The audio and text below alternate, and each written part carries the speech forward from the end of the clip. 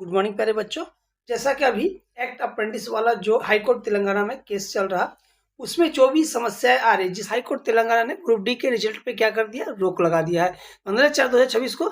इसके विषय में जो सुनवाई होनी थी वो सुनवाई हो पाई है या नहीं हो पाई है, इसके विषय में बहुत सी कंफ्यूजन है। मैंने ऐसे कितने वीडियो यूट्यूब में देखे हैं जिसमें कहा जा रहा है केस को डिसमिस कर दिया गया है। ना फर्स्ट ऑफ ऑल यही आप जान लीजिए, केस डिसमिस नहीं हुआ है। हाँ, केस में क्या क्या चीजें हुई है इसके विषय में हम डिटेल से आज के इस वीडियो में बात करने वाले हैं। इस नोटिस के हिसाब से कंप्यूटर आधारित टेस्ट सीबीटी जो आपका कंप्लीट हो चुका है कि परिणामों को घोषित करने में अंतरिम रोक लगा दी गई थी हाईकोर्ट तेलंगाना के तरफ से। इसका जो मुख्य विवाद जो चल रहा, न्यू वर्सेस ओल्ड वाले जो आपके CCAA एक्ट अप्रेंटिस वाले जो बच्चे चल रहा, उनके बीच जो है अंकों का संबंधित विवाद चल रहा, मतलब अंकों का असंतुलन। ये जो पुराने वाले CCA वाले जो बच्चे हैं, इनका क्या कहना है? इनका कहना है इनको जो NSC सर्टिफिकेट में जो इनको मार्क्स मिले हैं, इनका आपका थ्योरी प्लस प्रैक्टिकल ये दोनों मिला के इनको मार्क्स दिया गया है, जो कि 60% से लेकर 70% अधिकतम बच्चों का यही मार्क्स है। जबकि 2022 के बाद के जितने भी CCA वाले बच्चे हैं उनको जो मार्क्स दिया गया है सिर्फ प्रैक्टिकल आधारित दिया गया है। तो प्रैक्टिकल आधारित जो मार्क्स इनको जो मिल पाया है, मिनिमम इनका सभी बच्चों का 90 प्लस ही मार्क्स है। 90 से लेकर 96 तक मार्क्स सभी बच्चों को लगभग दिए गए हैं। तो मतलब यही असंतुलन का कारण है नए और पुराने बच्चों के बीच में। इसलिए पुराने बच्चों में जो रोष उत्पन्न हुआ, इसके कारण उन्होंने कोर्ट का दरवाजा ठकठकाया है और अभी ये मामला कोर्ट पे चल रहा है, जिसकी अगली सुनवाई कोर्ट के अनुसार जो कोर्ट ने टाइमिंग दिया था 15 अप्रैल को इनका अगली सुनवाई होनी थी। तो क्या अगली सुनवाई 15 अप्रैल को हो पाई थी?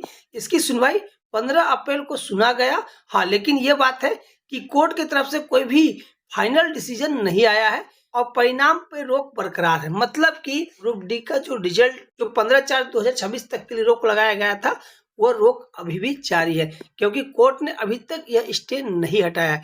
जब तक कोर्ट यह स्टे नहीं हटाती है तब तक इसका रिजल्ट नहीं दिया जाएगा।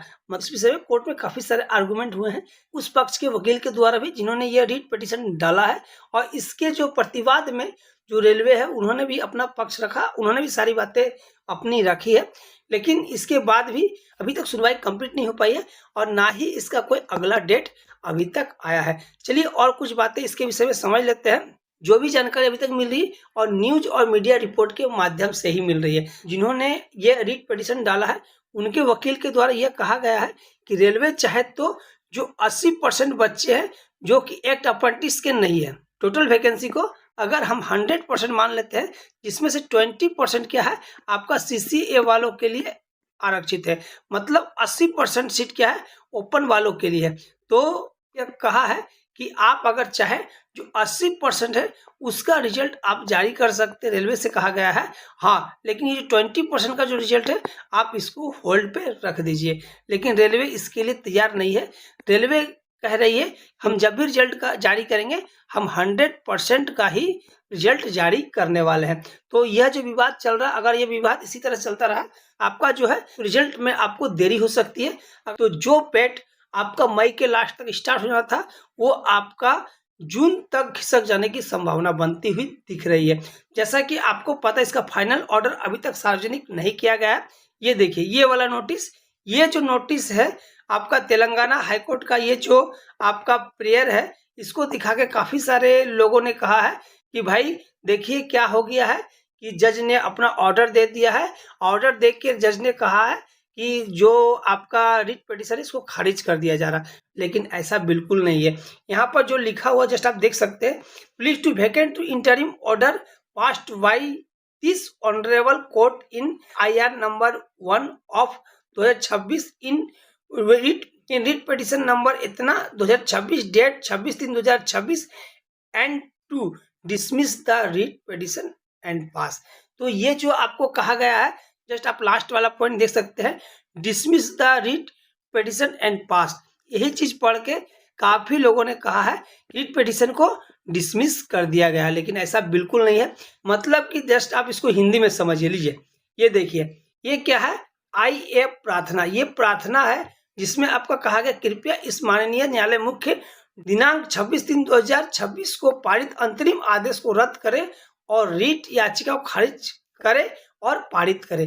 तो इसमें रिक्वेस्ट है, आपका प्रार्थना पत्र है, ये आपका ऑर्डर नहीं है जिसको बच्चे जिसका हवा बना रहे। चलिए हम डायरेक्ट इसके ऑफिशियल वेबसाइट पे चलते हैं, वहां से कुछ जानकारी इसके विषय में हम देख लेते हैं। यहाँ पर कुछ डिटेल्स आप देख सकते हैं। ये आपका जो है केस नंबर है, जस्ट आप देख सकते हैं, सीरियल नंबर आप देख सकते हैं और CNR नंबर जस्ट आप यहाँ पर देख सकते हैं।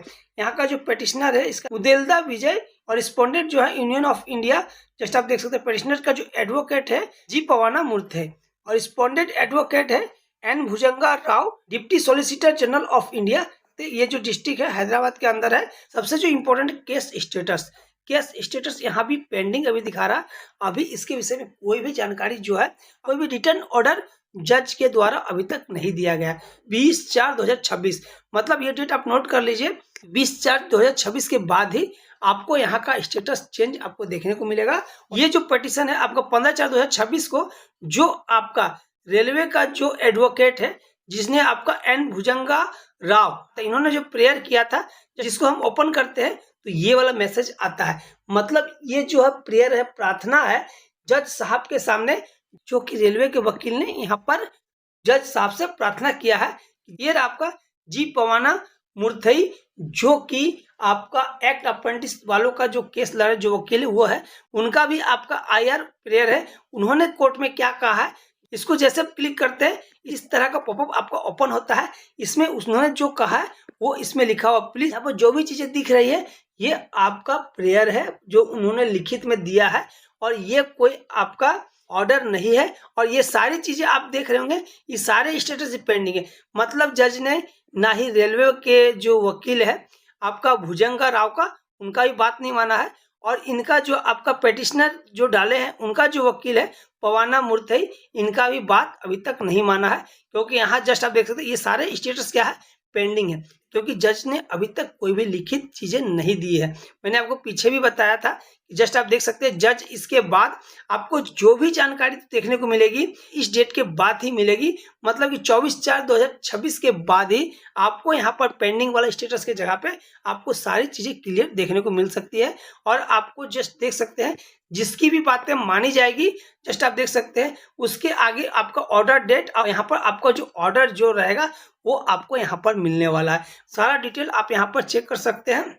जैसे कि इस केस के विषय में आपका एडवोकेट का नाम क्या, कौन से जज इसका हियरिंग ले रहे हैं, सारी डिटेल आपको यहाँ पर चेक कर सकते हैं। ये जो रीट पिटीशन है जो कि कोर्ट में डाला गया है, ये किनके द्वारा डाला गया है उनका एक लिस्ट भी आपको यहाँ पर देखने को मिलेगा। जो पहला नाम है मुदेतला विजय, तो इसका सारा एड्रेस डिटेल्स दी गई। यहाँ पर जितने भी पिटिशनर है उनका नाम आपको यहाँ पर देखने को मिलेगा। पहला पिटिशनर से दूसरा पिटिशनर, तीसरा पिटिशनर, मतलब इस तरह से आप देख सकते हैं 14वां और 15वां बच्चों ने मिलकर यहाँ पर जो पिटिशन डाला है। इसका जो रिस्पोंडेंट पर्सन है किस किस को बनाया है जस्ट आप देख सकते हैं। क्योंकि सबसे पहले पार्टी जो किसको बनाया गया, DGT को ही पार्टी बनाया गया था।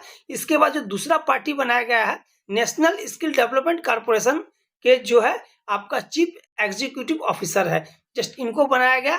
तीसरा पार्टी जो बनाया गया वो आपको रेलवे बोर्ड को बनाया गया है। हाँ, इस ऑर्डर को कौन कौन से जज सुन रहे हैं, यहाँ पर आपको जज साहब का नाम भी देखने को मिलेगा। नागेश भीमा पाका, यही ऑनरेबल जज है जो सारी बात विवाद को सुन रहे हैं। और इनके ही द्वारा 26/3/2026 को ये ऑर्डर जारी किया गया था, जिसमें रेलवे को कहा गया था कि 15/4/2026 तक के लिए कंप्यूटर बेस्ड टेस्ट रिजल्ट आपको जारी नहीं करना है। तो आशा करता हूं आज का यह वीडियो आपको बिल्कुल पसंद आया हो। वीडियो अगर पसंद आया हो तो एक लाइक जरूर कर दीजिएगा, और हमारे साथ जुड़ के रेलवे की तैयारी करने के लिए आप हमारे चैनल को सब्सक्राइब जरूर कर लें। चलिए मिलते एक बेहतरीन वीडियो के साथ अगले वीडियो में। अभी के लिए धन्यवाद। आपका दिन शुभ हो।